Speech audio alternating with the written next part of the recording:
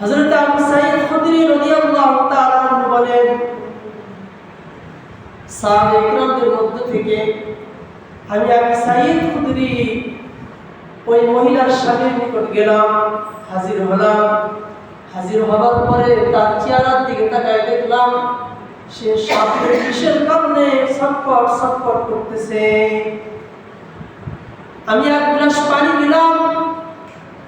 এক গ্লাস পানি দেওয়ার পরে ওই পানির মধ্যে আমি সূরাতুল ফাতিহা পড়ে ফু দিলাম।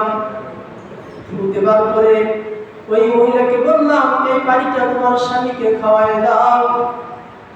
যখন ওই মহিলা এই পানিটা তার স্বামীকে খাওয়ায় দিল, সঙ্গে সঙ্গে তার গায়ে থেকে সমস্ত বিষগুলো পানি হয়ে গেল।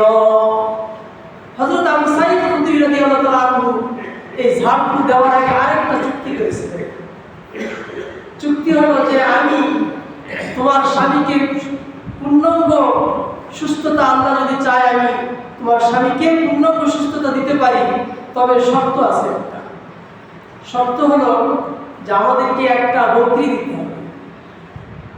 যদি একটা বকরি দেন তাহলে আমি ঝাড়ফুঁক করবো, আর না হলে করবো না। হযরত আবু সাঈদ খুদরি রাদিয়াল্লাহু তাআলা আনহু যখন এই শর্তের উপর তার ওই মহিলা যখন রাজি হয়ে গেল, রাজি হওয়ার পরে এক গ্লাস পানিতে সূরা ফাতিহা পড়ে ফু দিয়ে যখন তার স্বামীকে খাওয়াই দিল, পূর্ণ সুস্থ হয়ে গেল। সুবহানাল্লাহ। এখন চুক্তি মোতাবেক বকরি তো পাবে, কি বলেন? তো বকরি নিয়ে সাহাবায়ে কিরামদের নিকট হাজির হয়েছে। সাহাবায়ে কিরামদের মধ্যে দলাদলি শুরু হয়ে গেছে। তুমি এটা কি করলে? চুক্তি করে কেন এই কাজ করলে? এই খবর রাসূল যদি জানে তাহলে নিশ্চয় আমাদের কোনো ব্যবস্থা গ্রহণ করবে। আবু সাঈদ খুদরি বলে যে তোমরা যাই বলো, আমি বকরি তার কাছ থেকে নিয়েছি, আমি রাসূলের নিকট যাব। তোমরা আমার বিষয়ে যদি নালিশও দাও তবুও বকরি আমি ফেরত দিতে রাজি। কয় যে এই বিষয়ে তো রাসূলের রাসূল সাল্লাল্লাহু আলাইহি ওয়াসাল্লাম আমাদেরকে তো কোনো ধারণাই নেই বা বলেওনি যে তুমি ঝাড়ফুঁক করে চুক্তি করে তাদের কাছ থেকে টাকা পয়সা বা বকরি নিও। সবাই যখন দুই দল হয়ে গেছে, রাসূল সাল্লাল্লাহু আলাইহি ওয়াসাল্লামের দরবারে গিয়ে তারা নালিশ, ইয়া রাসূলুল্লাহ, আপনার সাহাবী আবু সাঈদ খুদরি এমন একটি ঘটনা ঘটিয়েছে, আপনি যে শুনলে আপনি তার উপর রাগান্বিত হয়ে যাবেন। সাহাবায়ে কেরাম রাসূলের কাছে সম্পূর্ণ ঘটনা যখন বর্ণনা করলেন, বর্ণনা করার পরে রাসূল আবু সাঈদ খুদরিকে ডাক দিতেছেন, আবু সাঈদ খুদরি এদিকে আসো, যে বকরিটা তুমি নিয়ে আসছো ওই বকরির একটা রান আমাকেও দাও।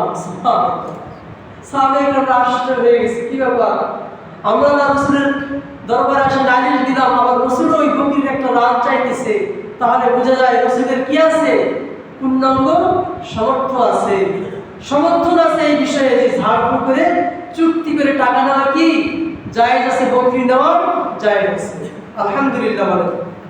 হযরত আবু সাঈদ খুদরি রাদিয়াল্লাহু তাআলা আনহুকে জিজ্ঞাসা করলেন রাসূল, ও আবু সাঈদ, তুমি এমন কি সূরা পড়ে ওই ব্যক্তিকে তুমি সুস্থতা করে দিলা? হযরত আবু সাঈদ খুদরি রাদিয়াল্লাহু তাআলা আনহু বলেন, ইয়া রাসূলুল্লাহ, ইয়া হাবিবাল্লাহ, আমি এমন কোন সূরা পড়ে ফু দেই নাই।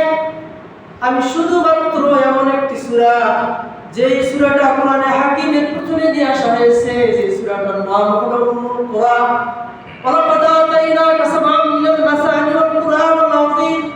একাধিক নাম রয়েছে।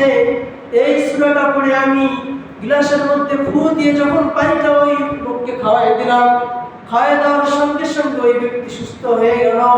রাসূল করিম সাল্লাল্লাহু আলাইহি সাল্লাম বলেন, আবু সাঈদ, তুমি কিভাবে জানলে যে এই সূরা পড়ে ফু দিলে অসুস্থ রোগী সুস্থ হয়ে যায়? হযরত আবু সাঈদ খুদরি রাদিয়াল্লাহু তাআলা আনহু বলেন, ইয়া রাসূলুল্লাহ, ইয়া হাবিবাল্লাহ, আমি একদিন আপনার জবান থেকে শুনেছিলাম, দুনিয়ার কোনো মানুষ যদি সূরাতুল ফাতিহাকে নিজের রোগের জন্য নির্ণয় করে সেবা হিসেবে যদি গ্রহণ করতে পারে, তাহলে আল্লাহ রাব্বুল আলামিন তার সমস্ত রোগ মুক্তি দান করবে। এমন একটি সূরা